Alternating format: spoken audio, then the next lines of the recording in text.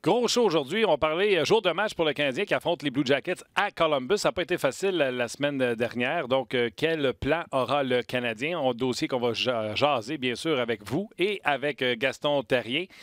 On va faire un petit tour de quelques minutes à Toronto pour jaser avec François Gagnon par rapport à ce temple de la renommée. Et vous le savez, mardi, on va y rejoindre Guy Boucher pour parler de ce qui se passe dans la Ligue nationale de hockey. Et restez là. Guy a toute une théorie sur les blessures du Canadien de Montréal, au-delà des blessures, bien sûr. On va également jaser des sujets qui nous ont été proposés, entre autres, par Emmanuel Bossé. Avec les blessures de Drouin et Byron, Claude Julien doit-il faire plus de place à Suzuki et Kotkaniemi? Et Nicolas Bouchard nous pose la question, est-ce que le CH doit bouger pour aller pallier à la perte de ces deux joueurs, soit Byron et Drouin? On va poser la question à nos experts. On jase, ça commence tout de suite.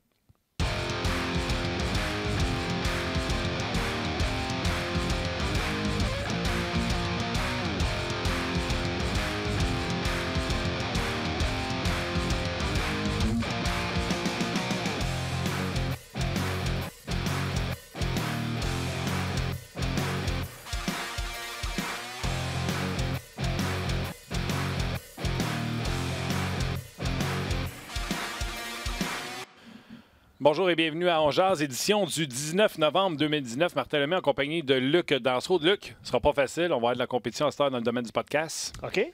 Don Cherry se lance dans le domaine du podcast. C'est sérieux? Oui, exactement. Ça. Ah, ouais. Ça sera tous les lundis. Ah, Son premier sera aujourd'hui, donc pour les fans.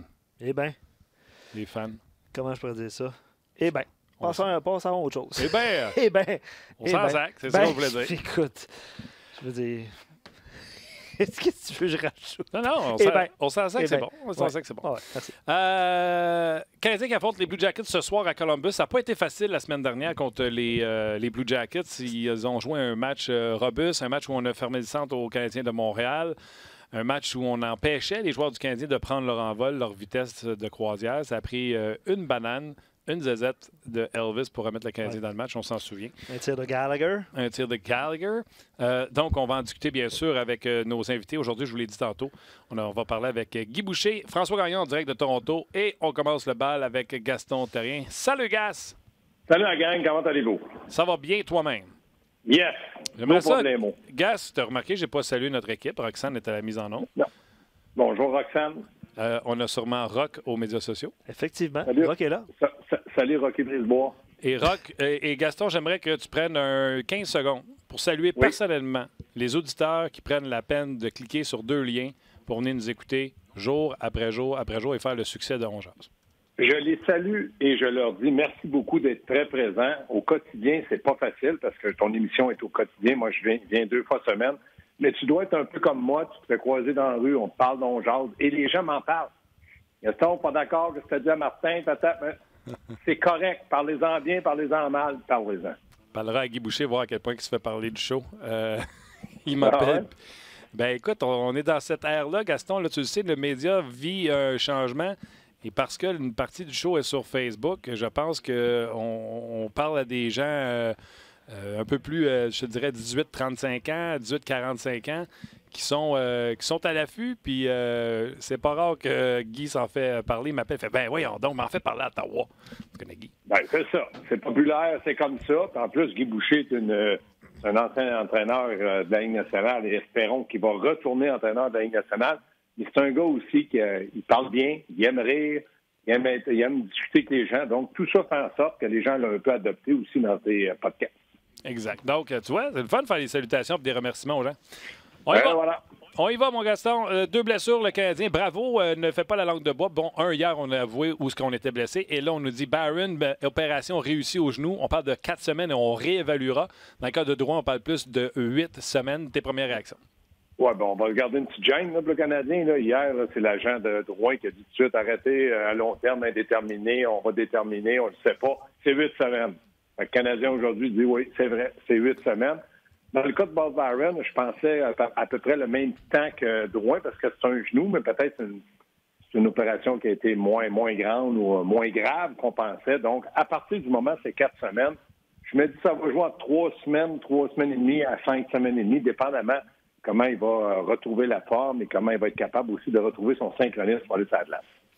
OK. Le Canadien qui sera privé de 2 ailiers gauche. Oui. On en a parlé un peu hier, surtout contre les Blue Jackets de Columbus qui ont été très difficiles pour le Canadien mardi passé. Comment tu vois le Canadien résister et réussir à remporter un match à Columbus? Bien, premièrement, à court terme, je me dis, on peut toujours essayer des choses, puis il va y avoir des réactions de certains joueurs qu'on ne s'attendait pas. Je suis pas trop nerveux, vraiment à court terme. Sauf qu'on a hypothéqué le côté gauche, qui était le côté le plus fort du Canadien, et on a enlevé énormément de vitesse. Barron, c'est un marchand de vitesse. Drouin aussi, c'est un gars qui patinait. Donc là, on a touché à l'ADN du Canadien, pas simplement en talent, mais en vitesse, en temps de réaction. Barron, il produisait pas au niveau où on pensait qu'il était pour produire, mais il était un joueur toujours dangereux en zone ennemie, puis il était très dangereux aussi en désavantage numérique. Il avait souvent pouvait être capable d'avoir l'échappée qui lui donnait au moins une chance de marquer. Donc, ça, à long terme, je pense que le Canadien va en souffrir un peu parce qu'on n'a pas vraiment de relève à gauche. On avait fait confiance à Hudon, comme je l'ai dit hier toute la journée. On aurait dit à Hudon, tu vas jouer sur le deuxième trio avec Domi au centre Armia. On a poussé Domi. Ce qui me chicote un peu, c'est pourquoi on n'a pas essayé son chum. On a tous l'impression, puis je dis bien l'impression parce que c'est pas confirmé, que Domi ne semble pas le gars le plus heureux de jouer à gauche, pas le plus heureux dans le moment. J'aurais dit, écoute-moi bien, c'est toi qui nous as recommandé Cousin, tu nous as dit qu'il était bon, tu vas jouer avec. Il me semble que ça aurait donné peut-être un étincelle à Domi de dire, wow, il me fait jouer avec mon chum, faut absolument que je l'aide. Donc, je ne sais pas. Mais j'aime ça ton point. Pu essayer. J'aime ça ton point. D'ailleurs, David Perron, sur le show la semaine passée, a raconté que Doug Armstrong l'a déjà consulté, pas voulu nommer les joueurs, et qu'il est convaincu que les PTO, les try-outs qu'on a donnés, exemple, à McGinn, ben, ça vient d'O'Reilly qui a joué avec lui à Colorado et à Buffalo. Mm-hmm. Il est convaincu que celui de... j'oublie le nom, l'ancien qui a joué avec les Blues. Brouwer, ben, que ça venait sûrement des anciens Blues comme Pietrangelo, entre autres, là, qui l'ont bien connu à l'époque. Donc, David nous racontait que c'est pas rare qu'un directeur gérant va voir ses joueurs pour avoir un petit pédigré de ce qui se passe. Donc, tu fais bien de mentionner, puis je me souviens là, des commentaires de Domi dans les médias au sujet de Cousin quand il est arrivé. Puis Cousin, honnêtement, là, quand c'était Suzuki, Thompson, Cousin, je trouvais que ça faisait un sapristi de bon trio.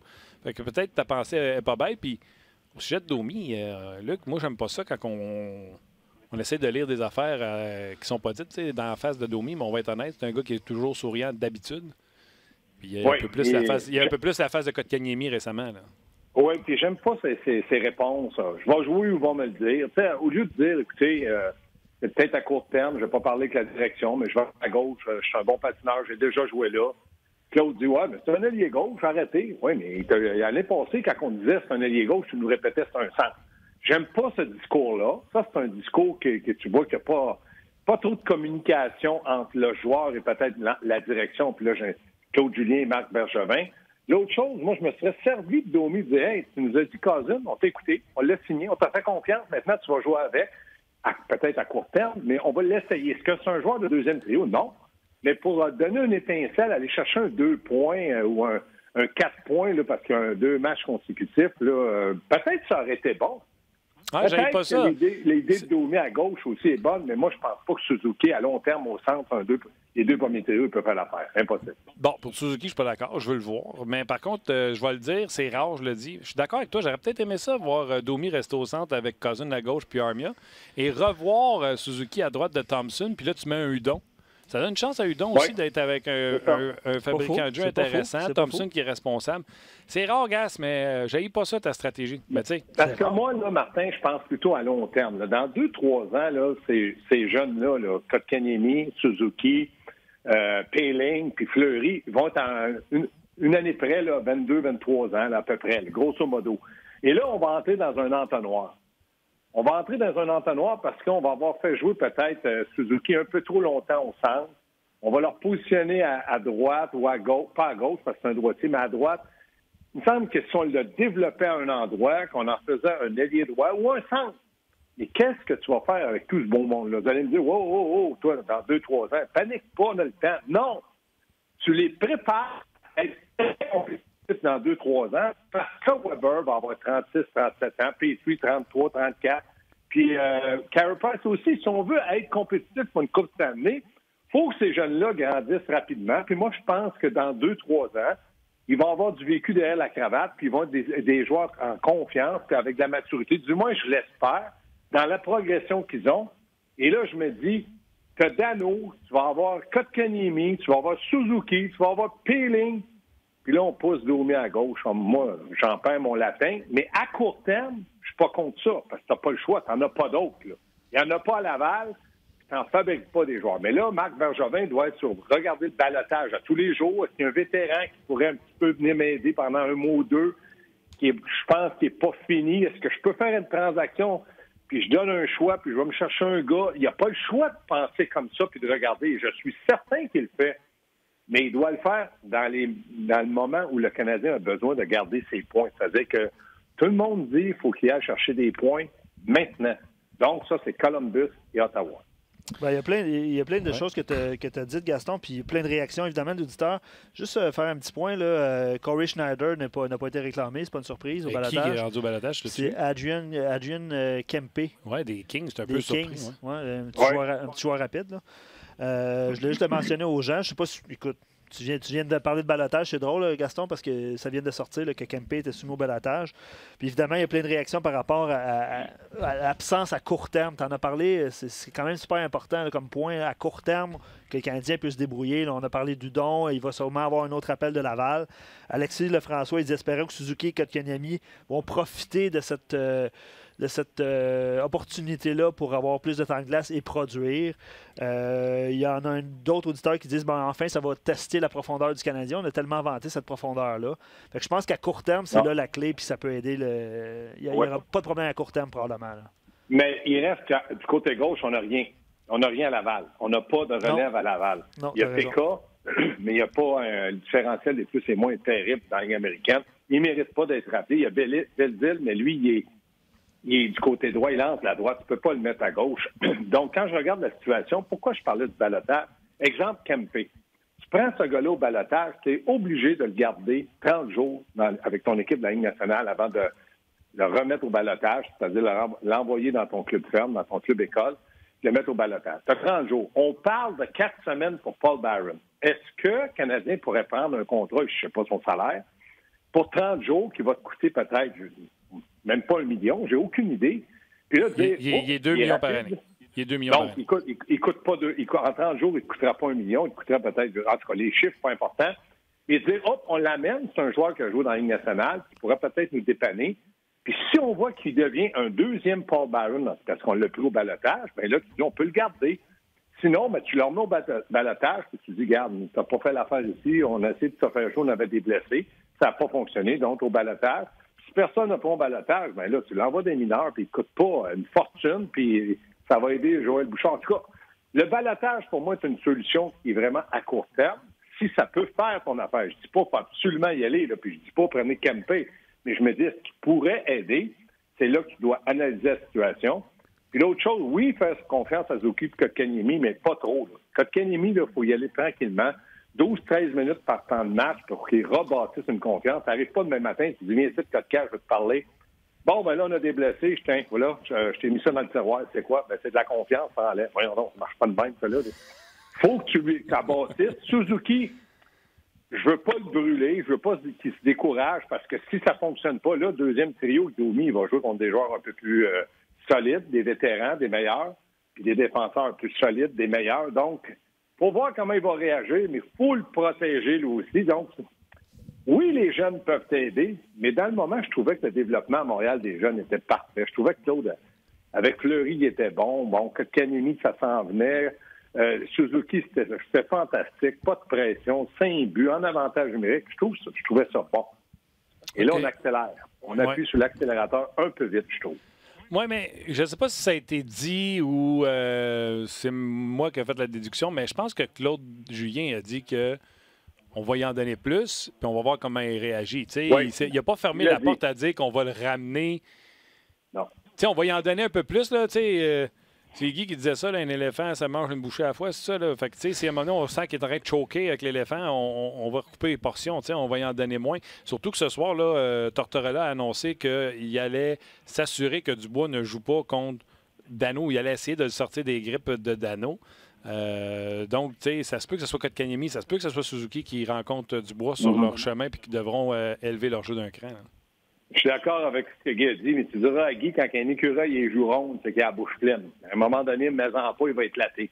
C'est pour ça que je dis, oui, il faut faire attention, il faut le protéger. Non, mais c'est vrai. Je comprends ce que Guy dit, puis je pense que Guy était bon, il était jeune, puis il comprend la situation, puis ça, je ne le mets pas en doute. Mais à Montréal, Suzuki, c'est pas c'est un choix de première ronde, mais c'est quand même pas le choix du Canadien, puis c'est pas un premier parmi la première ronde. Donc, je dis, allons graduellement pour ne pas le perdre. S'assurer que ce gars-là va être là à long terme puis qu'il va avoir connu un bon développement. De le positionner, puis oui, Martin, Claude Julien a dit, écoutez, on va essayer Suzuki, là. On verra après. Lui, il va analyser ça match après match, puis je fais confiance à Claude Julien. Il a assez de vécu et d'expérience pour dire, oups, ça fonctionne, j'en donne encore, mais si ça ne fonctionne pas, je vais le ralentir. Juste rapidement, pour Kempe, évidemment, il y a plein de réactions. Il y en a qui lui donneraient une chance, d'autres non. Juste une seconde, juste dire que 3 ans encore, son contrat incluant cette année, 2 millions par année. Ouais. Donc, si quelqu'un devait le prendre, il faut qu'il assume là, quasiment les 6 millions qu'il y a sur ce contrat-là là, pour les... Exact. Puis juste complément d'information, Pierre Lebrun vient de mentionner que, en tout cas, semble-t-il qu'il pourrait aller dans la KHL. Donc, je ne sais pas c'est quoi son contrat et ses décisions. Puis juste répondre à Louis William puis une couple d'auditeurs. Là, oui, c'est Kempe, c'est lui qui marquait tout le temps contre le Canadien. Je pense qu'il y a un match de 3 buts puis un match de 2 buts dans les dernières années. Non, c'est vrai. Ancien premier choix de la Ligue nationale de hockey, 29e au total par les Kings. C'est juste une police d'assurance. On n'a pas dit sauter sur Kempe. Au quotidien, il faut épier le balotage. Et le pire, c'est que je suis allé voir s'il gagnait ses mises en jeu. Négatif. OK, je te laisse avec une dernière question qu'on a refusé de faire hier, mais il y a des auditeurs qui nous ont posé la question sur nos pages. Ils sont comme ça, nos auditeurs. C'est correct. Moi, hier, on a voulu m'en parler à la radio. J'ai dit à Sébastien Trudel qui me posait la question, bon, mon petit Sébastien, il y a eu de la pépine samedi pour Piquet-Souban. Les huées à l'endroit de Piquet-Souban, ça a-tu fait quelque chose à différence, toi? Moi, ça m'a rien fait. Je suis persuadé que ça n'a rien fait à Piquet. Mais je trouve ça stupide. Moi, des huées là, pour un joueur de hockey qui quitte, je pense pas que Piquet-Souban est arrivé du jour au lendemain qu'il s'est levé et il a dit « Échangez-moi ». Pas de même que ça s'est passé. Là. Fait que lui, il était prêt à rester à Montréal, puis je suis persuadé qu'il aurait été heureux. Puis il va être heureux n'importe où il va jouer. C'est un gars qui aime sourire. De huer ce joueur-là, non. Parce qu'on l'a adulé, puis c'est la même chose d'un autre joueur. Puis là, c'est pas parce que tu me parles de Piquet. Moi, je suis contre les huées. Je suis contre le fait. C'est comme si Alain Vigneault, il revient au Centre Bell et on se met à lui. Le Canadien le congédie. C'est pas lui qui a dit à Canadien, hey, congédie-moi, ça me tente plus. Puis là, ça serait complètement ridicule. Donc, c'est la même chose pour un joueur. Là. Quand tu fais partie d'une transaction et tu es échangé contre Shea Weber, Piquet n'a pas dit, bon débarras, j'étais écœuré de ta... Il a toujours été correct. Ben oui. Puis en dehors, on peut le critiquer. Mais de le huer, non. Moi, je suis pas d'accord pour personne. À moins que le joueur ait fait « Chara ». On l'a applaudi, mais à un moment donné, on l'a hué parce qu'il avait blessé Pacioretty. Puis moi, j'ai toujours dit que Chara, c'est un accident. Il n'a jamais voulu tuer quelqu'un, ce gars-là. Voyons donc, c'est impossible. C'est impossible. Moi, je veux juste vous arrêter 2 secondes. Là. Pour vrai, là, c'est pas Adrien Kempe qui est soumis au balotage, c'est Mario Kempe. Fait qu'on vient de faire 7 minutes à peu près. Il jouait dans la Ligue américaine, dans l'organisation des Kings. C'est ça. Pas grave. Non, mais on a parlé du balotage. Ben oui, exact. On a mentionné 30 jours, puis c'est correct. C'est Luc qui transportait la nouvelle. Ben non, il y en a qui ont écrit Kempe, donc on a pris en considération que. Mais, OK, mais je veux juste te dire, pour Piquet-Souban, je suis zéro d'accord avec toi. Là. Les gens qui ont hué, c'est certainement eux autres en plus qui vont aller demander un autographe. Je pense que ça ne fait pas un pli sa différence à Piquet, ça ne fait pas un pli sa différence à Martin Lemay. Puis les gens qui ont payé leur étiquette, s'ils veulent huer, que ce soit Alain Vigneault, Piquet-Souban, ça n'enlève rien à l'humain, ce qu'il fait, ce qu'il a fait. Puis je pense même que les gens qui l'ont hué, il apprécie ce que Piquet-Souban fait dans la société. C'est juste que c'est un joueur adverse. Puis si on veut le huer parce qu'on a payé 300$, go for it. Vous avez le droit, vous avez payé pour. Moi, quand à Nashville, quand il crie après le goaler parce qu'il a donné un but puis qu'ils disent que c'est tout de sa faute, puis je trouve ça extraordinaire, même quand il crie après Carey Price. Fait que il n'y a rien à faire de chichi avec ça. Ils ont hué Piquet-Souban, puis quand il va revenir, ils vont le huer encore, puis ça n'a pas rapport avec ce qu'il fait dans les hôpitaux, parce que c'est fantastique. Ça n'a pas rapport parce qu'il est parti de Montréal, parce que c'est un bon joueur, puis les gens s'amusent. Je dis, pas de trouble avec ça. Ben, moi, j'aime pas ça. Je trouve que ça donne pas un esprit sportif de le huer, d'applaudir, de faire du bruit, OK. Mais je suis pas sûr que les huées, c'est juste des huées. C'était peut-être des choses qu'on disait, qu'on criait. En tout cas, moi j'aime pas ça. All right. Je te laisse tranquille. On se croise tantôt, je pense, puis on se parle peut-être d'ici la fin de la semaine. C'est beau. Salut tout le monde. Ciao, Palais. Ouais. Bon, ne tirez pas sur le messager. Hein, on a lu un mauvais campé, ça arrive. Mauvais campé. Ben oui, ça arrive. Il y a plein de réactions drôles. On connaît nos auditeurs qui... c'est léger. Non, mais c'est comme mélanger Yannick Weber puis chez Weber. Je n'irai pas jusque-là, mais c'est un bon point.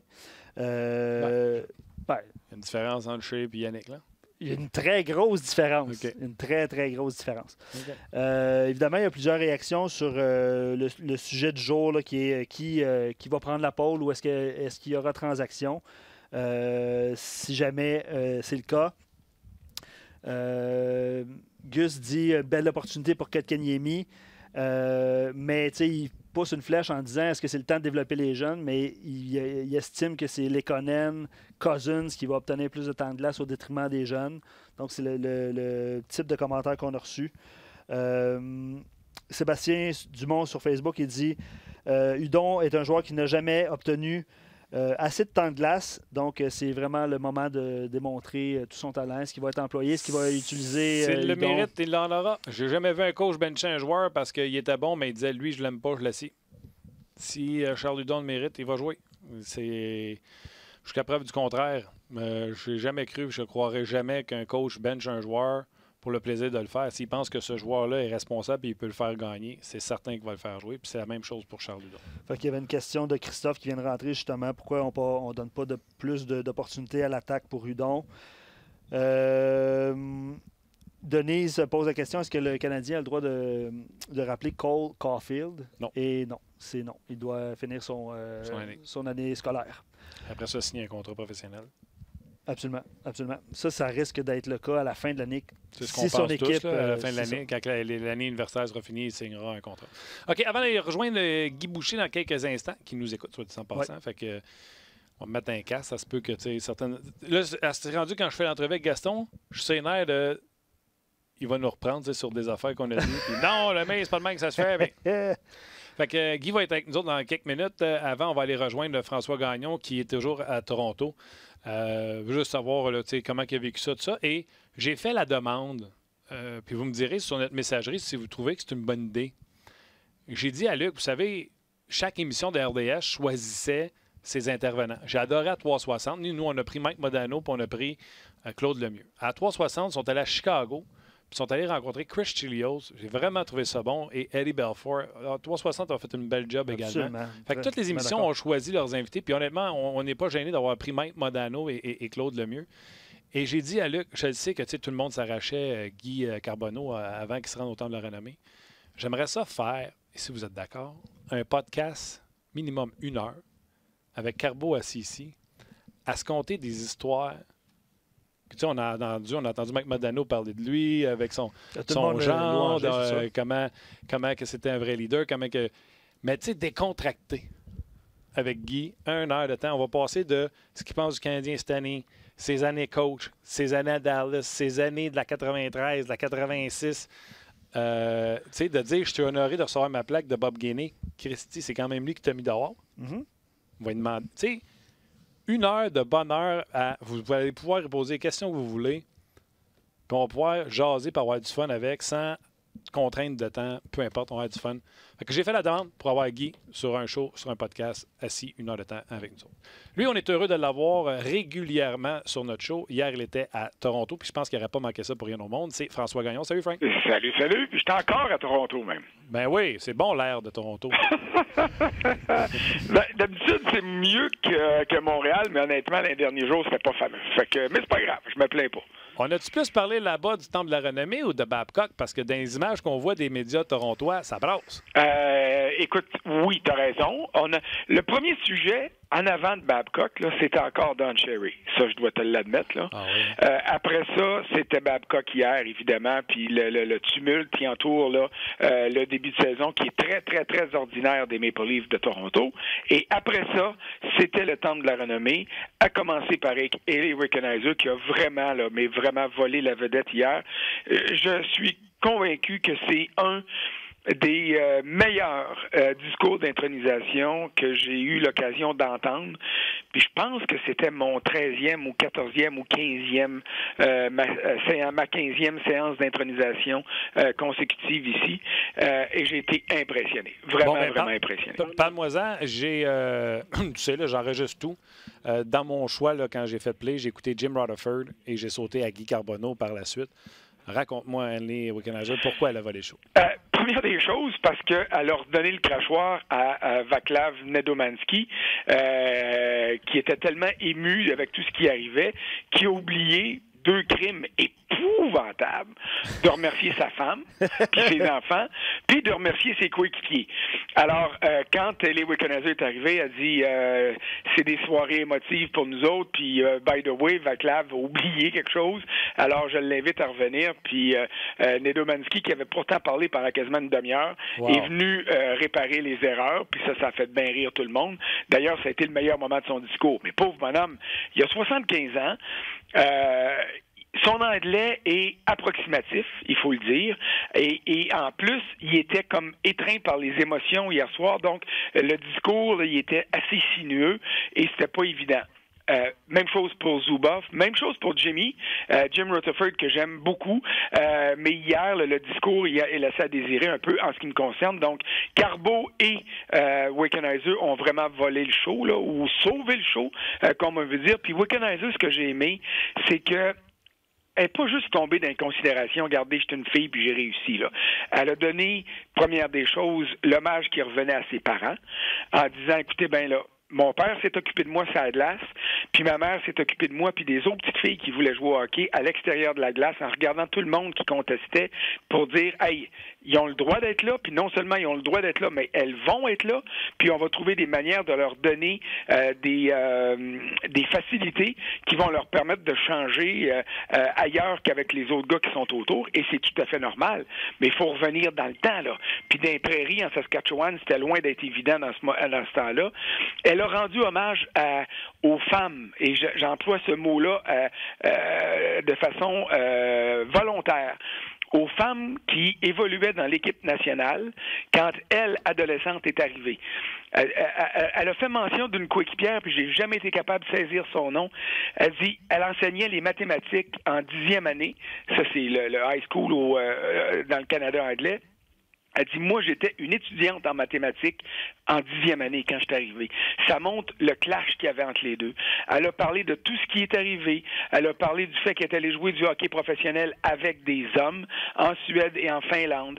Elle a parlé de Barbie Clark qui l'a invité à prendre part au camp d'entraînement des Flyers, pas pour faire un stunt publicitaire parce que c'était une femme, mais parce qu'il considérait que c'était une bonne joueuse de hockey et qu'elle aurait des moyens pour s'améliorer en venant prendre part à son camp d'entraînement, ce qu'elle a fait. Elle a salué les Maple Leafs qui l'ont embauchée, pas parce que c'est une femme, mais parce qu'elle a les compétences pour donner plus d'envol au bureau aux responsables du développement des joueurs des Maple Leafs. By the way, je viens de parler à Ron Francis, qui est le prochain directeur général de l'équipe à Seattle, puis lui a embauché Camille Granato également, puis il l'a répété, pas parce que c'est une femme, pas parce que c'est l'épouse de Ray Ferraro qui est mon grand chum, mais parce qu'elle est bonne. Et la conclusion de Camille Granato, ça a été de dire, je remercie toutes celles qui ont facilité mon cheminement et j'espère l'avoir fait moi aussi parce que le hockey, c'est pour tout le monde. C'est clair. Et puis ça, j'ai trouvé ça bon. Puis elle a dit aux petites filles, pensez pas à vous couper les cheveux. Vous n'êtes pas obligé de vous camoufler quand vous arrivez à l'aréna. Arrivez avec votre poche de hockey, avec vos bâtons sur l'épaule, avec votre sourire aux lèvres, puis votre queue de cheval, puis vos cheveux qui volent au vent. Vous avez le droit de jouer au hockey, puis vous avez le droit d'être bonne. Puis sais-tu quoi? Quand vous êtes plus jeune, vous avez le droit de prendre la place à un gars, pas parce que vous êtes une fille, mais parce que vous êtes rien que meilleur que ceux que vous allez remplacer. Et exactement. Ça, moi, j'ai trouvé ça vraiment intéressant. Exactement. D'ailleurs, François, un texte sur rds.ca, puis vous pouvez voir ce discours-là dont François parle. C'est disponible sur la zone vidéo du RDS. Ouais, j'en ai écrit une barge depuis vendredi. Ouais, je pas veux mal, dire là, que c'est... Ouais. J'ai voulu présenter tout le monde. Il y a Jerry York que j'ai pas pu présenter parce qu'il n'est pas venu. Ça, c'est le coach de Boston College en ce moment. Ça fait 48 ans qu'il dirige dans les rangs universitaires américains. Son discours hier, il était compliqué, comme un professeur d'université, mais tu vois qu'il y a une passion et il est resté à la barre de Boston College vendredi puis samedi au lieu de prendre part aux festivités parce qu'il considérait que c'était là qu'il devait être. Puis sais-tu quoi? Au début, j'étais pas content. Puis après ça, je me dis, c'est pour ça qu'il est au Temple de la Renommée. Tu vois, c'est ça, c'est son ADN à lui. Et c'est bien tant mieux. Mais j'ai découvert Vaclav Nedomansky. J'ai adoré Sergei Zubov hier quand il a dit à Alexander Karpovtsev, qui est un de ses compatriotes, il a gagné la Coupe Stanley avec lui à New York en 94. C'est Karpovtsev, quand il était en 3e année du primaire, qui a amené Zubov pour la première fois dans un aréna pour jouer au hockey ailleurs que dans le cours d'école ou dans la rue. Puis il a regardé au ciel puis il a dit merci puis j'espère que tu es fier parce que Karpovtsev, vous en souvenez peut-être, faisait partie du locomotive de Yaroslavl et puis il est décédé bien malheureusement dans l'écrasement de l'avion qui est survenu en 2011. Oui. Une belle histoire là-dedans. Je reviens sur Carbeau. Tu as parlé d'émotion pendant la soirée. Je connais pas assez Carbeau pour dire qu'il était émotionnel. J'ai comme senti un petit nœud dans la voix quand un homme fier de caractère comme ça, qui doit aimer sa conjointe tendrement, mais de dire devant des millions de spectateurs, s'il n'y a pas de toi, il n'y a pas de cet honneur-là, je t'aime devant le public. On a senti une émotion prendre Guy Carbonneau à ce moment-là. Ah oui, puis l'émotion, son niveau d'émotivité, on l'a vu vendredi quand il a reçu sa bague. Il y avait le menton qui brassait, puis il y avait les yeux embués. Puis j'aime ça, voir ça de Carbonneau, qui a toujours été décrit comme un gars qui était froid. Puis c'est vrai que ça a de glace, il était très, très cartésien. Il analysait tout. Tu voyais que, sauf quand il jouait contre Stachny puis les Nordiques, tu voyais pas vraiment d'émotion de la part de Carbonneau. Et hier, ça a été vraiment l'apothéose. L'hommage qu'il a rendu à son épouse Lynn, à ses 2 filles, à ses gendres, à ses petits-enfants, en disant que ça serait pas complet sans eux et sans leurs amis, parce qu'il y avait des bons amis de Carbonneau qui étaient là également pour prendre part à la fête. Ses frères sont venus de Sept-Îles. Il y avait bien des chums de Sept-Îles. D'ailleurs, ils ont trouvé que le Lascaux à l'hôtel est arrivé bien trop de bonheur. Moi, je venais de revenir du Temple de la Renommée parce que j'ai écrit jusqu'à un peu passer minuit. Puis quand je suis arrivé au bord de l'hôtel, Lascaux, le dernier service, ça avait été calé. Là, fait que ils sont pas habitués à ça à cette île, j'ai l'impression. Ah ben. Mais tu peux sortir le gars de cette île, mais tu peux pas sortir cette île du gars. Non, puis je pense que, honnêtement, tu veux pas sortir cette île du gars parce que c'est des gens entiers, c'est des gens qui sont fiers. Puis hier, il était très, très fier de Carbeau. D'ailleurs, il y en a un du groupe. Attends un peu, je pense que c'est son frère aîné qui m'a montré son cellulaire. Dans sa ligue de garage hier, il était pas là, il était à Toronto. À la fin de la game, les 2 équipes qui s'apprêtaient à sortir de la glace, puis les 2 clubs qui allaient leur succéder, tu sais comment ça marche dans la ligue de garage, ça joue jusqu'à 2 heures du matin, ben ils sont tous alignés sur la patinoire pendant que quelqu'un prenait une photo des gradins, puis je te le donne en 1000, ils sont alignés pour faire le chiffre 21 sur la patinoire. Fait que c'est une façon à eux autres de dire, on n'a pas pu sortir de cette île, mais on est avec vous autres à Toronto quand même ce soir. C'est sharp. En 30 secondes, François, le prochain Canadien à être intronisé? Oh, c'est un gros débat. J'aimerais te dire Vincent D'Anfous, mais je suis pas convaincu que Vincent a... il manque un petit quelque chose pour passer. Je voudrais que ce soit Jacques Demers, mais là, tu pourrais dire c'est pas juste pour le Canadien, c'est aussi pour les Red Wings de Détroit.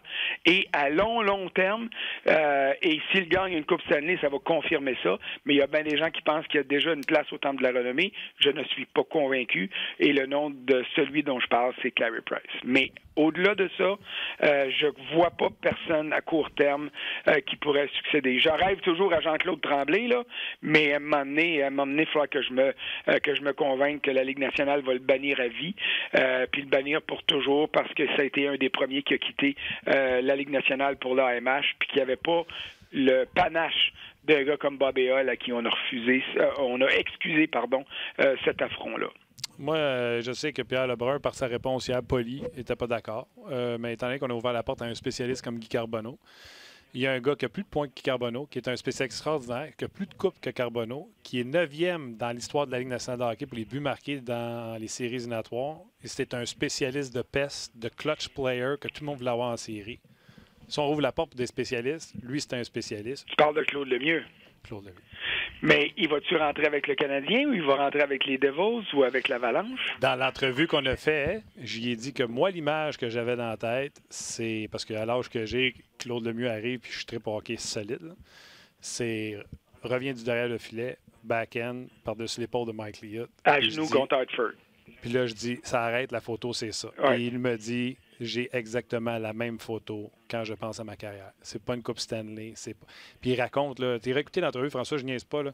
Il dit, quand j'essaie de me relever, il dit, j'écoute encore aujourd'hui cet extrait-là, régulièrement. Puis il dit, regarde-la comme faux. Quand Larry Robinson me tient, il ne veut pas me lâcher, il me lâche pas et il pleure. Et c'est là que j'ai compris l'importance de marquer des buts pour le Canadien de Montréal. Moi, je pense que si ça arrivait à Claude Lemieux, il serait un Canadien. C'est quoi? C'est un excellent choix. Est-ce qu'il a les statistiques en saison régulière? Parce que dans les dernières années, puis c'est un vieux malcommode, ça, Claude Lemieux. Ouais. Dans les dernières années, il passait son temps à répéter, la saison régulière, je m'en torche. C'est quand les séries vont arriver que ça va compter que je vais me mettre la switch on. Il y a énormément de positifs associés au nom de Claude Lemieux. Il y a un petit peu de négatifs et je serais curieux de voir dans la salle de débat qu'est-ce qui adviendrait de sa candidature, mais c'est sûr que son nom mérite d'être mentionné. Ça, je suis entièrement d'accord avec toi. Mais pour l'année prochaine, Iginla a ça c'est automatique. Je ne peux pas croire. Puis là, oui, je le sors mon violon encore, que Daniel Alfredson sera boudé l'an prochain encore. Ça me dépasse. Alexander Mogilny devrait être là aussi. Et Doug Wilson, toi, tu l'as pas vu jouer peut-être. Mais... Oui, attends une seconde, là, les cheveux verts, j'ai vu ça, moi. Tu l'as vu? OK. Oui. Bon, ben, t'es plus vieux que je pensais, finalement. Mais moi, ça commence début 80, là. C'est la fièvre des Islanders. T'sais. OK. Mais Doug Wilson, c'était tout un défenseur. Et puis, moi, je crois que son nom devrait être là comme celui de Mogilny. Mais chez le Canadien, là, c'est un petit peu mince. Mais j'accepte ta candidature de Claude Lemieux. Sais-tu quoi? Je serais peut-être même prêt à voter pour. Mais je ne sais pas si on aurait la majorité. Non, je sais. Mais écoute, il y a une saison de plus d'un point par match. Puis vers la fin, au Colorado, il avait planté 75 points à peu près dans une saison. Il était capable, mais il était clutch. Écoute, il est 9e ou 8e pour les buteurs en série entre Jean Béliveau et Henri Richard. Oui, qui ont disputé probablement moins de matchs que lui, parce que les séries étaient moins longues, mais sont allés plus souvent. Je ne sais pas, faudrait que j'ai pas les chiffres devant moi, là. Mais garde, ta candidature est très bonne. Thank you. C'est pas parce que je l'avais pas vu que je vais la dénigrer. Elle était très bonne. Puis là, je te parle de mon hôtel à Toronto. Je regarde l'autre bord du lac Ontario, puis je pense que je vois la ville de Buffalo. Puis je suis bien content qu'à date, tu ne m'aies pas dit « Ouais, tes sables sont en train de piquer du nez pas mal. » Ils sont noyés dans la chute du Niagara en ce moment. T'es chanceux parce que hier, j'ai dit à Luc, je vais encore attendre une semaine parce que je ne l'ai pas dit à Pierre qui avait le même Gothical. Puis j'ai dit, ça se peut, je pogne François cette semaine. Mais sais-tu quoi? Aujourd'hui, c'est un peu tôt. D'habitude, on se parle plus le mercredi, jeudi. Je vais attendre. Mais ça va pas bien. On va se le dire, ça va pas bien. J'ai hâte de... Ça donnera juste plus de valeur à Ralph Kruger s'il réussit à passer au travers de la tempête puis à relever son équipe, ce que Phil Horsley n'a pas été en mesure de faire l'an passé. All right. Attention à toi pour s'en passer cette semaine. Salut. Bonne fin de journée. Bye. C'était François Gagnon. Vous pouvez le lire sur le rds.ca. Oui, mais certains suggéraient le nom de Pierre Turgeon aussi, là, parmi les futurs. Tu sais, j'ai pas malheureusement... J'ai tellement aimé ça, Pierre Turgeon. Ah, moi aussi, je l'ai vraiment aimé. Quel joueur. Claude Lemieux... L'intelligence. Tu sais, quand on parlait d'intelligence au hockey, là, ouais. Tu dis, mets une définition, là. Tu sais, Mario Lemieux, c'était tout. Ouais. Tout. Meilleur. Ouais. Écoute, il jouait avec des enfants.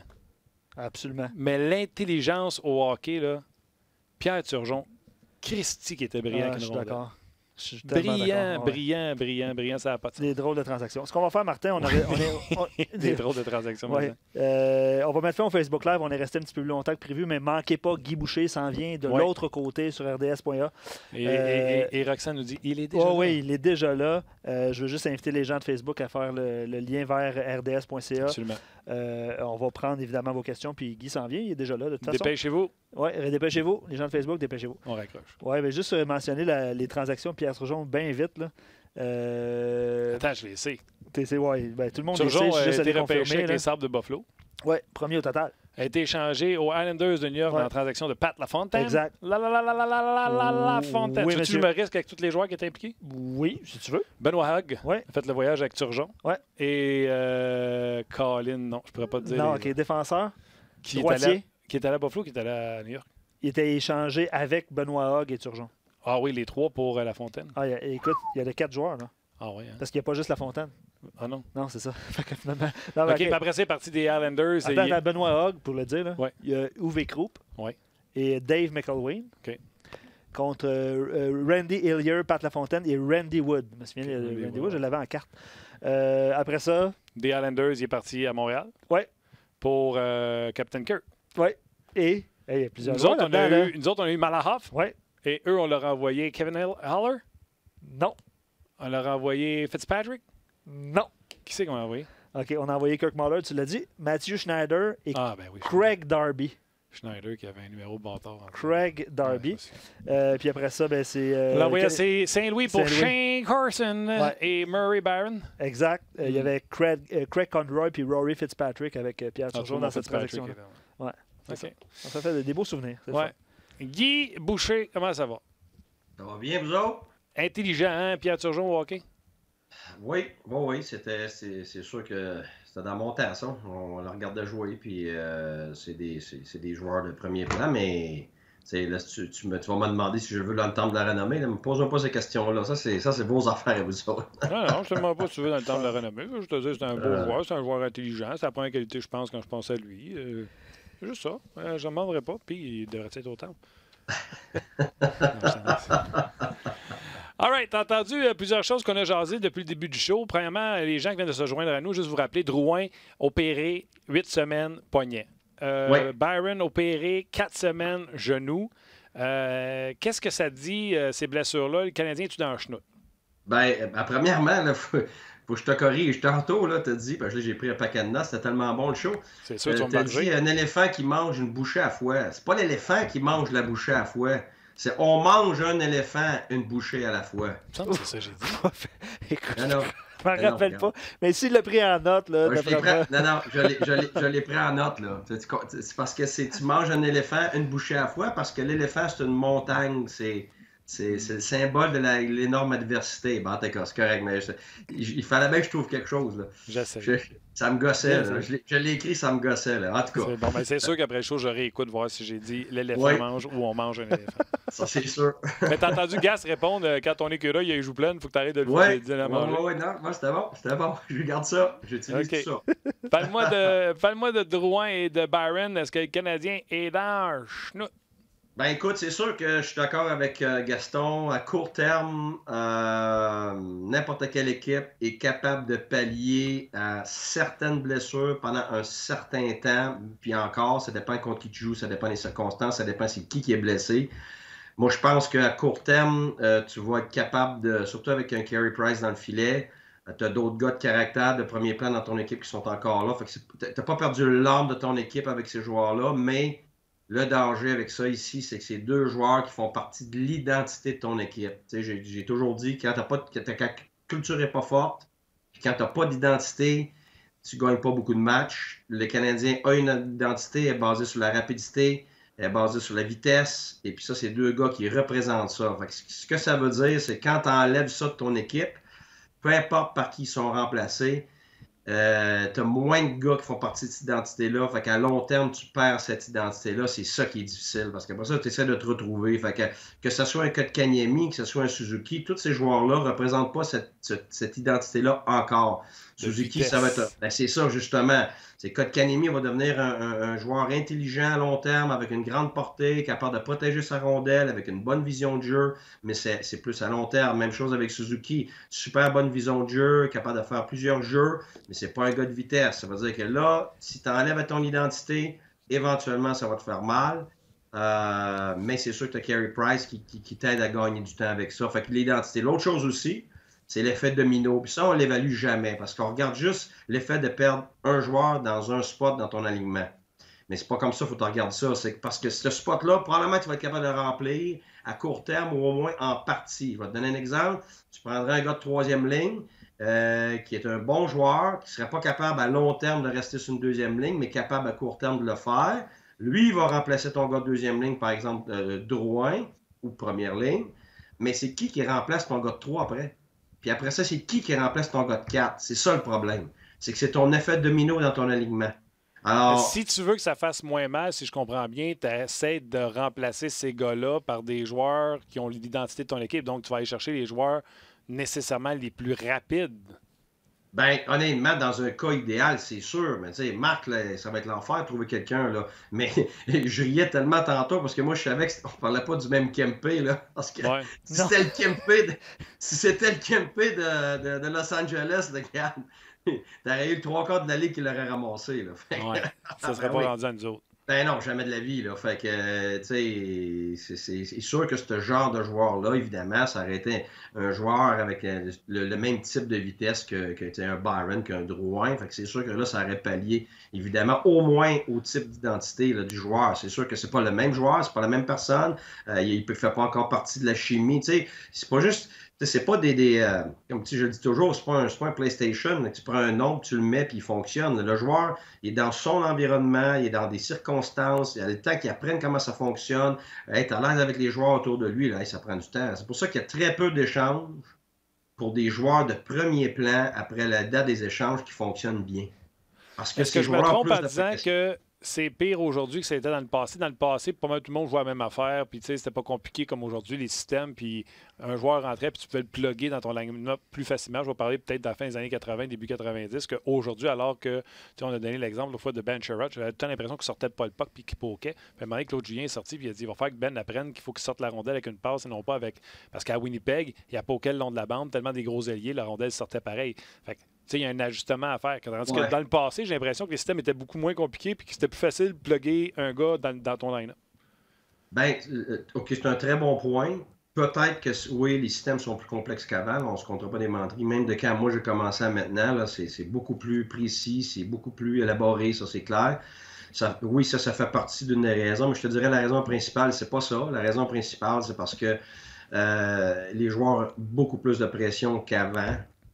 Parce que tout est épié. Ça veut dire que s'ils ont un mauvais match, ben, il va y avoir quelqu'un quelque part qui va regarder le match de ce joueur-là, puis il va le sortir, que ça a été un mauvais match pour telle raison, il va sortir des statistiques avancées. Fait que là, c'était 2-3 matchs où tu ne joues pas à la hauteur de ton talent, avec autant de pression par rapport à un joueur de premier plan, ben c'est beaucoup plus difficile à gérer qu'avant. J'ai des anciens joueurs qui me disent, regarde, la nationale, c'est pas ce que c'était avant, là. La Ligue nationale, maintenant, là, c'est comme si c'était un do or die à tous les matchs. Tu perds 2 matchs à la fin du monde. T'sais, dans le temps, tu avais les meilleures équipes, tu étais sûr qu'ils faisaient les séries, tu avais les moins bonnes, tu étais sûr qu'ils ne faisaient pas. Les joueurs même me disaient qu'ils pouvaient prendre une bière la soirée d'avant, puis il n'y a pas de problème pour le lendemain. Puis, c'est plus ça. Là. C'est la Ligue nationale, maintenant, quand on parle de parité, la pression vient avec, puis la minute que tu n'es pas dans les séries pour une semaine, c'est la fin du monde partout. Là. Fait que, une équipe perd 2 matchs, ils sont plus dans les séries, c'est la fin du monde, puis là, ils en gagnent 2, ben là c'est rendu tellement médiatisé que là, c'est trop gros en ce moment. Fait que il faut que les joueurs s'ajustent à ça, puis c'est qui a le plus de difficultés? C'est les joueurs de premier plan. Fait que c'est pour ça que ça dépend de l'individu. Si c'est un gars de troisième ligne qui a été échangé, habituellement, ça devient très positif, parce que 2 choses. Les gens ont moins d'attentes par rapport à ce joueur-là, donc il y a moins de pression. Puis deuxièmement, dans l'équipe, il ne prend pas la place de d'autres joueurs. Les meilleurs joueurs sont contents de voir un gars de troisième ligne arriver. Mais quand un joueur de premier plan arrive, ça veut dire qu'il y en a un autre qui débarque. Fait que ça crée de l'animosité, ça crée des relations qui un petit peu plus chambranlantes, ça crée, sans dire de la jalousie, ça crée un petit peu d'incertitude par rapport à ton alignement. Donc, ton avantage numérique ne sera pas pareil. Un joueur de premier plan est relégué. Là, lui, il va essayer de ne pas montrer qu'il n'est pas content, mais en même temps, il a perdu sa place. Là. Fait que c'est pour ça que ça dépend vraiment du joueur dans quel contexte. Parler de ça, ben, je veux juste... Oui, vas-y. Garde la question. Oui. Tu viens de toucher au sujet, Guy. Max Domi s'est fait tasser du centre à l'aile alors qu'il est arrivé comme allié. On l'a mis au centre. Il a joué les 82 matchs l'an passé au centre, 72 points. Honnêtement, on ne lui fournit pas des super alliés depuis 2 ans, puis il a réussi quand même à ramasser 72 points. C'est un gars souriant. Tu sais, là, c'est ce que j'ai dit à Gaston. Je ne vais pas commencer à juger par rapport à s'il sourit, il ne sourit pas, là, mais il a une face de plâtre en maudit. C'est sa moustache, je pense. Ouais, peut-être la moustache est trop lourde, fait que ça l'empêche de rire. Tu sais, Claude ne fait pas ça pour écœurer Domi. Là. Il fait ça parce qu'il veut mettre le meilleur line-up et qu'il pense que Suzuki peut lui en donner plus. Faut-tu que tu parles avec ton joueur? T'as-tu connu ça, un centre régulier que tu as tassé à l'aile ou un ailier que tu as amené au centre parce que tu en as besoin? As-tu besoin de discuter avec ce gars-là? Ça arrive-tu que, tu sais, ça boude, mais tu les laisses bouder? Comment ça marche?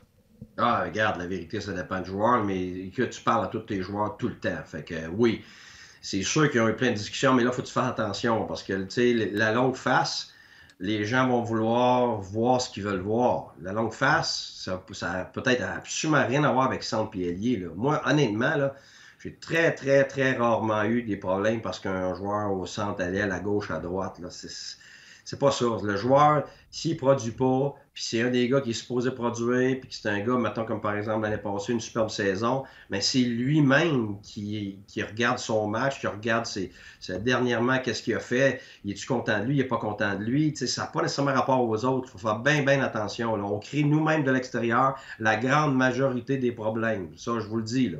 Je l'ai été de l'intérieur, là, on va sortir toutes sortes de raisons pour qu'un joueur n'est pas content. Mais un gars de caractère comme lui, il n'est pas content parce qu'il ne produit pas comme il veut. Il n'est pas content parce qu'il n'aide pas l'équipe comme il veut, comme il voudrait ou comme il le fait avant. Ça n'a probablement pas nécessairement rapport à l'aile gauche, à l'aile droite, tout ça, à moins que lui n'en parle ouvertement. Là. Mais comme coach, là, je sais que tu vas me dire je ne peux pas éteindre tous les feux, là, mais comme coach, exemple, tu le sais, là, ton PR t'avertit. Ça ne te tente pas d'arriver et faire hey, partez pas de fausses rumeurs. Là. Max Domi, là, il est insatisfait de sa production. Il se met beaucoup de pression sur lui. Là. Ça n'a pas rapport avec le centre. Là, on a discuté. Je sais que tu vas me dire je ne peux pas éteindre tous les maudits feux que les médias partent. Là. Mais des fois, comme coach, tu n'aurais pas envie de Montréal. Hey, arrêtez. C'est pas Montréal puis Toronto, ça c'est sûr, parce qu'il y en a trop. Premièrement, tu ne les entends pas comme coach. Là. Ce qu'on entend comme entraîneur, c'est ce qu'on se fait dire par nos gars des médias. Puis nous, on demande aux gars des médias de nous donner le minimum nécessaire pour être capable de faire face à quelque chose qui pourrait nous surprendre. Aux médias. Oui, parce que le reste du temps, quand tu mènes dessus, là, je veux dire, t'es débordé dans une journée. Tu n'as pas une seconde à toi à juste essayer de gérer à l'intérieur qu'est-ce qui se passe vraiment. Pas le peut-être de les milliers d'autres choses qui se passent en dehors de ta chambre. Là. Fait que, tu vas avoir des fois quelque chose qu'un média va t'amener. Parce que, regarde, la manière que ça fonctionne, c'est que tu te fais fournir l'information pour des gars des médias quand ta journée commence. Aujourd'hui, voici ce qui va être important, ce qui peut arriver quand tu vas faire face à ça. Puis, regarde, il va enlever 95% de ce qu'il y a à l'extérieur. Là. Il va garder le 5% qui est nécessaire, qui va soit aider ton équipe ou soit t'aider toi comme entraîneur ou ton staff d'entraîneur. Puis, il va essayer de t'aider à tout ce qui pourrait nuire à ton joueur. Fait que, tu sais, t'as pas le temps, là. Je veux dire, une fois que tu as passé 15 minutes avec tes gars de médias, là, ça presse, là. Il faut que tu t'occupes de tes joueurs, il faut que tu t'occupes de ton staff, il faut que tu t'occupes de tout le reste, là. Fait que t'as pas le temps de niaiser avec toutes ces histoires-là, pour être franc avec toi. Nous autres d'intérieur, c'est du flafla, là. Puis, la vérité, c'est 95% de ce qu'on a à gérer avec les médias, c'est des choses pas vraies. C'est du cartoon, c'est ce qui amuse les partisans, c'est ce qui amuse les médias. Puis on comprend ça parce que nous, on vit ça par rapport à d'autres sports pour le fun. Mais dans notre job, ça fait partie du 95% que tu n'as pas besoin, là, qui vient créer des choses dans ton vestiaire. Fait que, tu sais, Domi à l'aile gauche, à l'aile droite, là, sérieux, Martin. Moi, le hockey, ça a tellement changé. Là. Regarde, même moi, ce que tu veux, là, mais même moi avec des bons joueurs. C'est ça que les gars veulent. Même moi avec des bons joueurs. Fait que les meilleurs joueurs, là, à gauche, à droite, au centre, regarde, Crosby, nous autres. Moi, j'achète tes paroles là, de me dire que Domi, là, on est d'accord pour dire que. Ben, tu sais, c'est pas toi qui l'as dit, là, mais on est tous d'accord pour dire qu'il a l'air en joie le vert. Mais j'achète tes paroles. Il est en joie le vert parce qu'il ne produit pas à la hauteur qu'il veut et non pas parce qu'il est à gauche au lieu du centre. Ben non, exactement. Fait que, mais tu sais, je comprends pour les gens, c'est facile. T'sais, même tantôt, j'entendais Gaston parler d'aile gauche, à droite. La vérité, là, c'est dans le nouveau hockey d'aujourd'hui, là. T'es mieux souvent être poste ton aile. Je vais t'expliquer pourquoi. Parce que les défenseurs, ils pinchent à profusion maintenant. Right? Ouais. Bon, ça veut dire que toi, si t'es un gaucher qui joue à gauche, puis tu te fais pincher par en avant, ben tu te fais assommer. Fait que là, les joueurs ont besoin d'avoir la possibilité de protéger leur rondelle. Donc, t'es mieux de l'autre bord, parce que tu peux tourner ton dos, puis tu contrôles ta rondelle sur ton bon côté.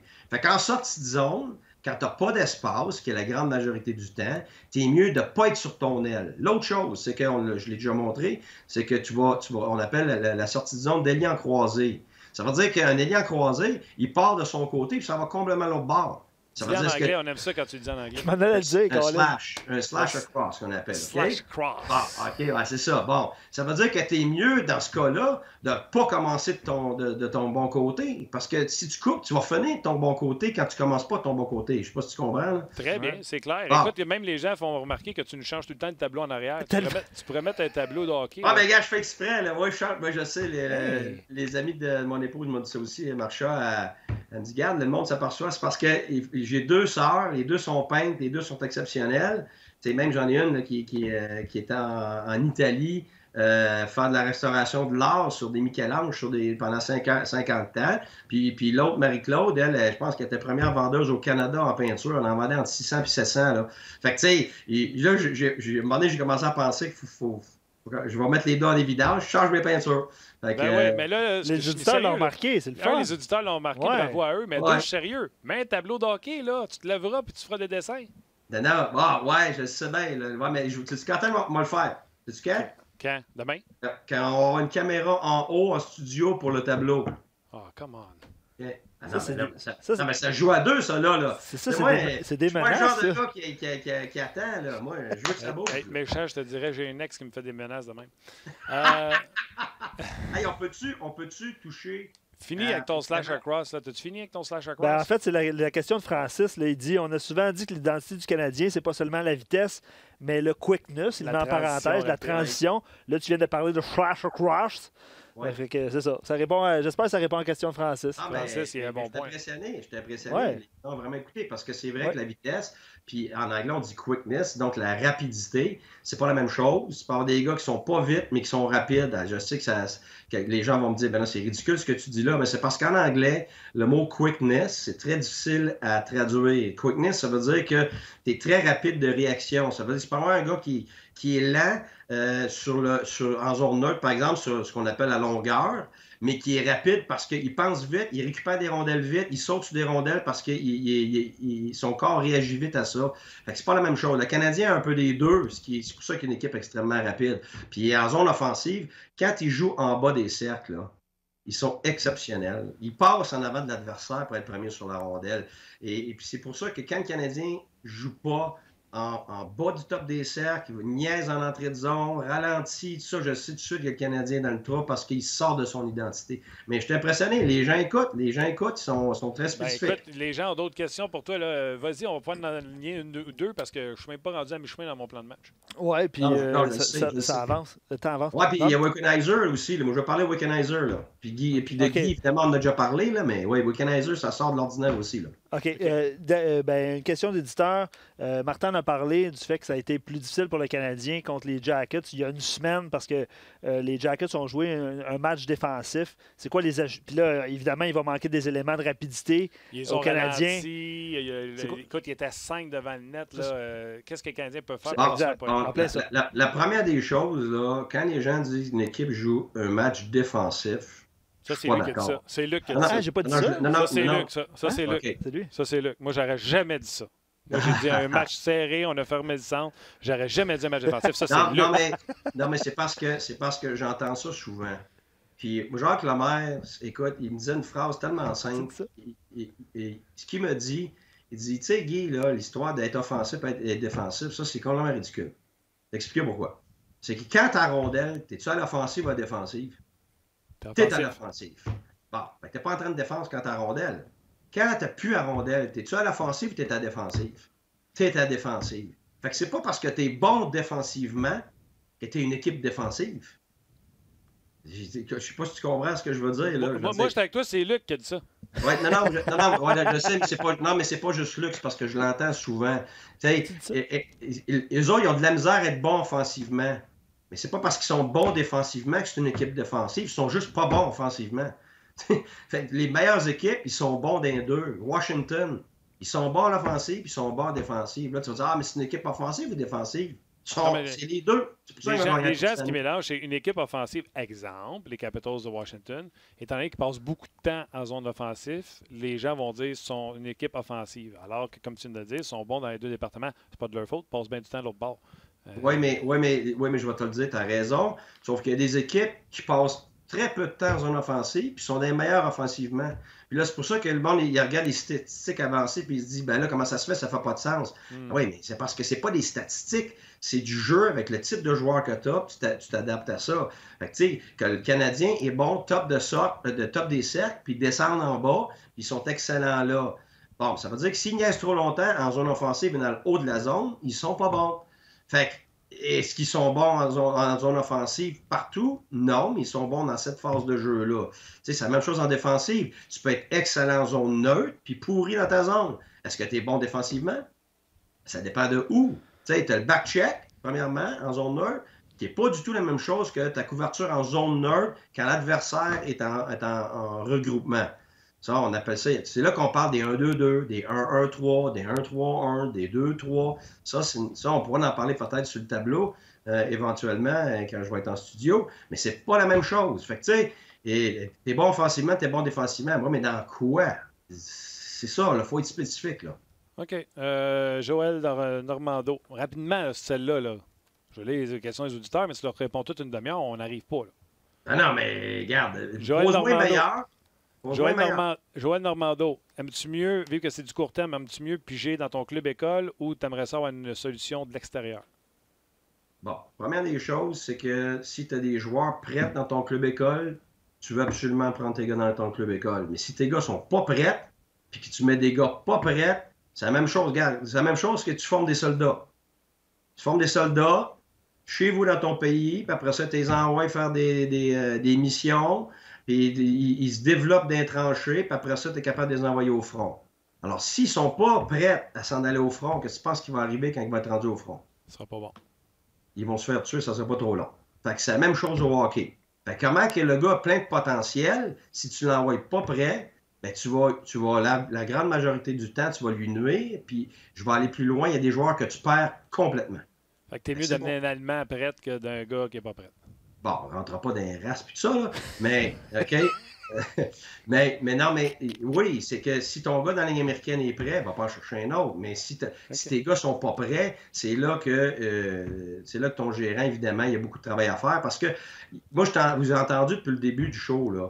Tout le monde a parlé des jeunes, donner la chance à quelqu'un, faire telle ligne, tel jeune, enfin, lui va pouvoir jouer, puis ci, puis ça. Mais là, vous oubliez le plus important, là.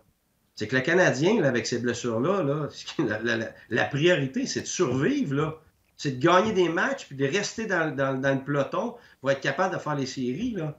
Oh, mais ça, c'est Luc qui n'a pas pensé à ça. Ça, c'est Luc qui n'a pas pensé à ça. Moi, j'y ai pensé. mais personne n'en parle, là. Fait que, tu sais, les décisions qui vont être prises, là, c'est pas pour donner des chances à quelqu'un, là. C'est pour gagner des matchs. Fait que si ça veut dire que tu donnes une chance à un jeune, mais c'est parce qu'il le mérite, puis tu penses qu'il va t'aider à gagner. Sinon, il n'y a pas d'affaire dans la Ligue nationale. J'arriverai jamais au bout de mes notes. J'arriverai jamais au bout de mes notes. J'ai pris à peine avant celle-là de te dire « Dépêche-toi ». Hier, tu croire ça? Hier, j'ai écouté 26 minutes du point de presse de Thierry Henry, qui était excellent, le nouvel entraîneur de l'Impact. Et il a dit quelque chose. On s'entend, là, ça, c'est le Mario Lemieux du soccer. C'est un Hall of Famer du soccer. Et là, il s'en va entraîneur. Et quand il a dit ça, Guy, crème, j'ai pensé à toi. Écoute bien. À mon époque, c'était mes coachs ne m'expliquaient pas pourquoi je jouais pas. On a besoin de plus de pédagogie. C'était tais-toi et trouve une solution. Maintenant, on vit dans une génération où il faut tout expliquer, tout guider. Est-ce que c'est un gros défi pour vous? Pour tout le monde, je pense qu'à l'heure actuelle, c'est vrai que man management, c'est vraiment, vraiment important. Ce côté pédagogique aussi qu'il faut avoir avec les joueurs. Il aurait pu dire, il faut tout... Hein, c'est-tu ça, cette heure? Oui. Même au soccer. Bon. Enchaînons. Oui, mais c'est partout. C'est pas une question de sport. Hey, tu m'avais répondu juste avec oui. Moi, j'étais prêt à enchaîner. Hein? C'est une question de société, Martin. Le hockey n'est pas en dehors de la société. Le hockey fait partie de la société. Oui, c'est des joueurs qui sont des individus qui sont particuliers dans le sens qu'ils ont des atouts que d'autres personnes n'ont pas développés. Par contre, ils sont des personnes qui sont issus de la société, qui font partie de la société. Fait que c'est pareil partout, que ce soit dans les compagnies, dans les sports, c'est comme ça maintenant. OK. Visiblement, la surprise que j'avais pour toi, je ne pourrais pas la faire aujourd'hui. Yes! Déjà une pas de heure surprise. Bon, ouais, mais on peut-tu demain parler évidemment, Guy Carbonneau, on en a parlé l'autre jour, tu sais, Tout ce qu'il a fait, c'est impressionnant. Puis pour nous, les Québécois, c'est vraiment un exemple exceptionnel. Mais aussi, je pense que Wickenheiser, qui n'est pas une Québécoise, je pense que c'est un super bon sujet pour demain parce que... Une pionnière. Oui, une pionnière. Puis pas juste ça. Il y a des gens qui sont des pionniers, mais elle, c'est beaucoup plus que ça. C'est une pionnière avec une personnalité. Non. Puis, oui, je refuse. Demain, je refuse. Dernier sujet aujourd'hui. Je le sais, je te connais. Ouais. Je suis même prêt à gager. À soir, on est dans un autre angle. Max Talbot, Bruno Gervais, je suis là. Je suis convaincu que tu vas m'appeler. Oui, mais tu sais quoi, on va le faire. OK. Parle-moi de Babcock. Babcock, les gens me demandent, Guy, vous allez coacher à Toronto, il y a plein de choses. Les gens vont falloir comprendre que c'est pas des questions que je peux te demander. Par contre, je peux prendre le sujet et te dire, Mike Babcock a quand même déclaré hier, j'ai toujours parié sur Babcock, je vais continuer à parier sur Babcock. Et dis-toi une affaire, le bruit qu'on entend, moi, ne me dérange pas. Et si mes enfants avaient été dans un bas âge, j'aurais pas pris la job à Toronto. Il dit maintenant, c'est des grands adultes, ça me dérange pas le bruit qu'il y a autour. Les enfants, la famille, moi, c'est ce que j'ai retenu de ce point de presse-là de Mike Babcock. Regarde, c'est sûr que c'est pas évident pour moi à répondre parce que... Non, je sais comment je vais répondre. Je vais répondre la vérité. La vérité, c'est que moi, je suis rendu au point où mes enfants sont rendus à la fin. Mon gars s'en va à l'université l'année prochaine. Mes filles vont leur rester 1 an. Ici, il n'y a pas de cégep, fait qu'il reste 1 an. L'année prochaine, donc une 12e année de secondaire. La vérité, c'est que je comprends absolument ce qu'il a dit. Regarde, j'ai même eu mon épouse, elle m'a dit, regarde, tant que les enfants ne sont pas grands ou sortis de la maison, il y a des endroits que tu ne peux pas aller. On n'aimera pas de nom, on n'aimera pas de place. Mais la vérité, c'est que quand tu le vis, tu comprends très bien que, regarde, c'est une tornade à la maison parce que tu n'es pas là. Les épouses, écoute, sont plus que débordées. Regarde, imaginez-vous, j'ai 3 enfants qui sont les 3 dans les sports de haut niveau. Puis je suis pas là. Elle fait quoi, là? Je veux dire, c'est fou raide, là. Ma fille, elle est 5 fois sur la glace par semaine. Mon autre gars, 5 fois. Mon autre fille au soccer, 5 fois. Je veux dire, logistiquement, c'est impossible. Puis il y a l'autre côté aussi, c'est que les jeunes peuvent subir à l'école, dans la rue, avec leurs amis. Il y a toutes sortes de choses. Tu sais, je n'aimerais pas de nom, mais tu sais, j'ai quelqu'un qui était un fils de coach, ça, m'a déjà dit, regarde, j'ai mangé des volets à l'école quand l'équipe de mon père perdait. Tu sais, il y a toutes sortes de réactions qui font en sorte que c'est difficile pour les enfants, c'est difficile pour ta famille. Puis c'est vrai que plus ils sont petits, plus c'est une tornade, plus c'est pas gérable. Fait que ce qui fait que je comprends très bien ce qu'il dit. Mais nous, on est chanceux. Là, je suis rendu dans ma vie où on arrive à la fin. C'est là, je vais le dire honnêtement. Regarde, j'ai refusé des jobs dans différentes ligues depuis avril dernier, volontairement, pour essayer de finir ma job de père le mieux que je peux, de rattraper ce que j'ai manqué, parce que j'en ai tellement manqué. Tu sais, ma fille, elle a joué 45 matchs l'année passée, puis j'en ai vu 5. C'est pas parce que j'étais ici que je voulais pas y aller. Là. J'ai jamais rien manqué de ma fille, de mon autre fille, puis de mon garçon quand j'étais là, mais je veux dire, t'es juste pas là. Puis après ça, tu sais, ils vivent à l'école avec leurs amis, toutes sortes ils vivent avec ce qui se passe dans ton équipe, ils le vivent. Alors les bas, tu sais, les gens s'amusent avec les bas, mais ta famille, elle s'amuse pas, là. C'est pas un jeu pour nous autres, la famille. C'est avec ça que tu gagnes ton gagne-pain. C'est ça qui fait en sorte que tu déménages. Tu sais, je peux vous dire, regarde, l'année passée, au mois de janvier, j'ai été obligé de parler à ma famille parce qu'à un moment donné, c'était, ben, regarde, on va-tu encore déménager? Tu sais, ça fait 22 ans que je suis avec Marcha. Puis on a déménagé 15 fois en 22 ans, des fois dans la même ville. Mais on a quand même déménagé 15 fois en 22 ans. Imaginez-vous ça, là.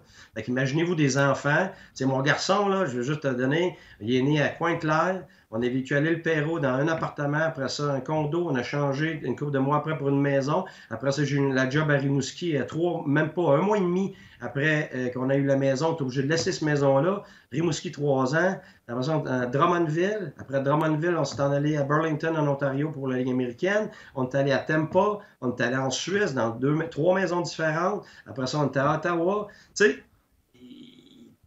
sais, c'est des chambardements incroyables pour les familles. Là. Fait que après ça, tu mets la pression, tu mets la peur de déménager, la peur de perdre leurs amis. Écoute, c'est fou raide, là. Ça, c'est le bout que les gens ne voient pas. Puis je pourrais continuer. Là. Mon épouse, c'est une sainte, là. Marcha ce qu'elle a pu faire. Les 3 enfants ensemble, bébés. Là. Mon garçon, 1 an plus jeune, mes 2 filles, jumelles, ça veut dire les 3 ensemble, avec, vivant loin, pas d'aide de la famille, puis ton mari n'est pas là. Juste des jumeaux en partant, à l'imagine. Ah oui. Eh bien, justement, des jumeaux, mais mon garçon, juste quelques mois plus vieux, là. Tu as 3 bébés aux couches en même temps tout seul, là. Pense à ça 2 minutes, là. Puis ça, c'est s'enlever toutes les écoles, la banque, changer ton auto, changer le salaire de rien, tu as changé tes assurances, tu recommences ta vie à tous les quelques mois. Regarde, c'est une vie de fou. Puis il y a des bonnes choses qui viennent avec, mais pour la famille, ça peut être extrêmement difficile. Puis plus ils sont jeunes, ben plus c'est presque ingérable. Fait que c'est là que oui, je suis d'accord. Puis c'est pour ça que la grande majorité des entraîneurs, dans la Ligue nationale, ils ont 50 ans et plus. Pourquoi? Parce que c'est fini, les enfants à la maison. Ils sont grands maintenant. Ils s'arrangent tout seuls. Tu es capable, puis là, toi-même, tu es capable de t'arranger à la place de courir partout, là, à essayer de tout mettre en place pour tout le monde. C'est ça la vérité. C'est comme ça que ça se passe.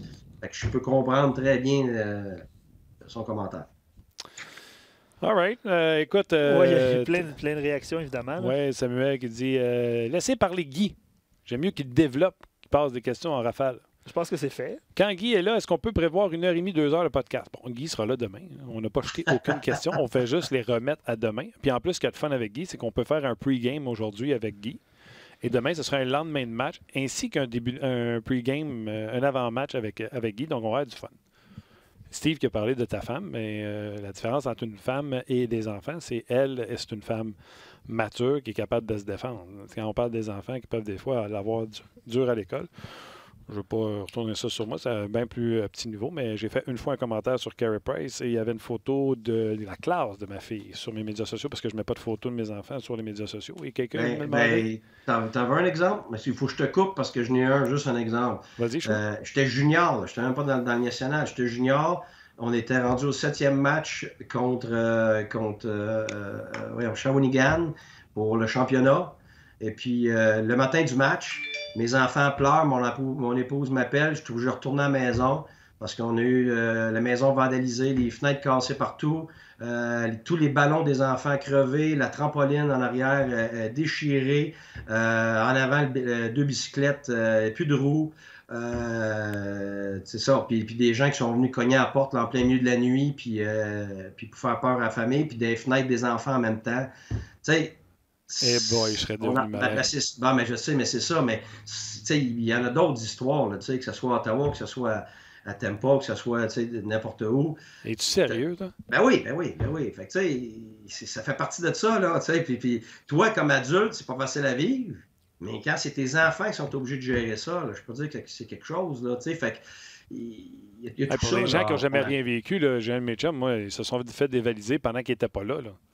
Les enfants avaient de la misère à rentrer dans la maison, à coucher dans la maison. Fait qu'imagine quand tu es victime d'affaires comme ça, puis tu n'es pas là, tu es parti sur la route, mettons, là, ta femme est tout seule avec les enfants à gérer ça, les autres ils ont de la misère à dormir. Absolument. Oui, puis tu sais, j'en ai des tonnes, là, regarde. À un moment donné, si je pourrais peut-être m'amuser à écrire mon histoire, puis j'en ai des tonnes d'histoires comme ça. Après moi, ça va être une méchante brique, là, à peu près. On va faire plusieurs tombes. Oui, ou plusieurs tombes. Plusieurs tombes, ça serait plus payant. Plusieurs tombes, c'est payant. All right, mon chum, écoute, on se garde la surprise que j'avais pour toi. Mathieu Olivier a une connaissance à toi qui joue son premier match ce soir. On va être obligé d'en parler au passé en disant qu'il a joué hier, son premier match dans la Ligue nationale de hockey. Non, juste ce soir, là. Ben c'est ça, on va en parler juste demain. Fait qu'on va dire oui. Ben écoute, on lui souhaite bonne chance. Mathieu Olivier, qui est le fils de ma cousine, on est très proche de notre famille. Puis on l'a vu grandir, un petit gars extraordinaire. Fait que son premier match, ça va jouer avec Duchesne. J'ai envoyé des textes à Duchesne qui s'en occupe. Mais Mathieu, c'est ça. Fait qu'il joue son premier match. On lui souhaite bonne chance. On est bien fiers de lui. Temps d'arrêt. D'ailleurs. Temps d'arrêt. Tu as dit que tu as texté Duchesne. Moi, c'est ces histoires-là que je veux. L'ancien coach texte encore ses anciens joueurs, dit hey, je le connais, lui. Qu'est-ce que tu as écrit? Mais les anciens joueurs textent leurs anciens. En tout cas, moi je me fais texter tout le temps par mes anciens joueurs. Là. Il me fait demander mon opinion, il me fait demander de l'aide. Des fois, il me fait demander comment ma vie va, vice-versa. Okay, ça se passe tout le temps, ça. Qu'est-ce que tu as texté à Matt? Qu'est-ce que tu as répondu? Ben là, mais c'est pas un texte qui arrive de nulle part. Là. On s'est parlé régulièrement là, depuis qu'il est passé à Ottawa. Là. Fait que, non, regarde, il m'a dit qu'il s'en occupait. Une fois qu'on s'est texté, après ça, on s'est parlé par téléphone. OK. Puis tu as dit, mettons, allez-vous y faire le coup, là, laisser embarquer sa glace, faire le grand tour tout seul? Non, mais je suis fort probablement que c'est ça qui va arriver. Écoute, je veux même pas y dire à Mathieu, je veux pas qu'il y pense, là. J'espère que sans doute, là, ça arrive tout le temps. C'est bon. Garde-nous des histoires pour demain. Garde-nous des histoires pour demain, des histoires de texto. Sinon, on va t'enlever ton téléphone la prochaine fois que tu viens ici. Puis là, tes sœurs bouchées, là, super beau les cadres en arrière. Ouais. On va Guy va les. Celle-là, c'est Marie-Claude. Puis Marie-Claude m'a bouché. Puis l'autre, c'est Lucie. C'est là qu'on a habituellement. Mais là, habituellement, il y en a eu 2, 3. Là, fait que j'essaie d'alterner entre les deux. Là, il y en a tellement. Là, fait que, non, tu commences le show avec une belle peinture de tes sœurs. Puis après ça, tu le décroches, tu mets le tableau de hockey. Puis là, tu me dis là, je veux qu'il s'en aille comme ça. Slash across. Comme je t'ai dit, quand on va en avoir une caméra dans ton studio, on commence à penser un tableau sur notre mur. Des menaces. Moi, je prends les deux. Là. Luc, il veut pas. Guy veut pas. Je prends les deux. Moi, j'ai rien dit. C'est toi la caméra. C'est Luc. C'est Guy le tableau. Merci, mon chum. Je te jase à soir sans faute. Puis, on se rejase demain pour une autre édition de On Jase. Écoute, je vais peut-être avoir un traitement de canal là, demain matin, là, fait que ça se pourrait que je parle d'un bord de la bouche, fait que c'est pas grave. Tu vas avoir juste la moitié, tu vas avoir la moitié du discours, ça va être parfait pour toi. Peut-être que les réponses vont être moins longues. Ouais, c'est ça. Peut-être avoir faut que tu changes les gaz dans ta bouche, là, puis les enlever devant nous autres, puis les mettre des propres. OK, c'est n'importe quoi. All right, mon chum. Je te salue, puis on se croise, on se jase bientôt. OK, on jase tantôt. Bon, on sait qu'on va s'appeler en plus tout à l'heure. On se parle tout à l'heure. C'est bon, bye-bye. Bye. C'était Guy Boucher. Plein de réactions, mais tu parlais de Mathieu Olivier avec Guy. Là, bon texte de Nicolas Landry sur RDS.ca qui l'a rencontré. Tu l'avais lu, tu le savais. Donc, allez lire ça cet après-midi. C'est excellent. Il l'a rencontré parce que les Admirals étaient en visite à Laval la semaine dernière. D'un autre angle ce soir, tu vas être avec Max et Bruno, je crois, c'est ça? Ce soir, oui. Oui. Donc, et Mathieu Pro. Et évidemment, Mathieu, Valérie va être là également. Match qui est à 19h, Columbus, donc à RDS. Exactement. D'un autre angle, RDS Info. Match des sénateurs sur nos ondes aussi à RDS 2. Donc, ça se passe à RDS, hein, comme d'habitude. Absolument. Et puis, ben voilà, je pense que ça oui, puis demain, on posera la question de Gabriel. Guy, est-ce que Nate Thompson te texte souvent? Est-ce que Nate Thompson te texte souvent? Puis il y a quelqu'un qui a écrit, c'est Louis William tantôt, dans l'allocution de Guy, là, son explication de famille, tout ça. Puis il dit, es-tu en train de dire que tu n'aurais jamais coaché le Canadien de Montréal quand tu étais à Hamilton? Je ne voulais pas y poser, là, parce que il parlait de ses enfants, ses jeunes enfants, tout ça. Il y a eu une saison à Hamilton, puis après ça, il est allé à Tampa. Là. Les choses, tu sais, exemple, Mike Babcock, qui est en position de choisir. T'sais. Guy, quand il était à Hamilton, puis peut-être je me trompe, là, mais lui, il attendait pour son opportunité. Peut-être que tu passes par-dessus ces gros détails-là quand tu attends ton opportunité. Oui, probablement. J'ai comme l'impression qu'il nous écoute encore, je me sens mal. C'est pas grave. All right. Il prend des notes, je suis sûr qu'il prend des notes. Ouais. Ben voilà, les rendez-vous sont lancés pour aujourd'hui. Puis merci d'être là encore une fois, de partager le contenu. Puis tout ça, c'est super. Il est là. Roxane, elle nous le met, il ne sait pas, là, mais Roxane, elle nous le met dans l'écran du haut. Puis il nous regarde encore d'en haut avec son œil. Tu prends une photo? On va envoyer ça sur mes médias sociaux. Une photo, je vais y envoyer tout de suite. Excellent. All right, gros merci à Roxane qui a été extraordinaire. C'est Alex qui est en formation avec elle. Salutations, Alex, qui va travailler autonome avec nous bientôt. Merci à Rock également à la mise en onde. Et merci à toi, Luc, et surtout à vous d'avoir été là. On jase pour une autre édition de On Jase demain. Bye bye tout le monde.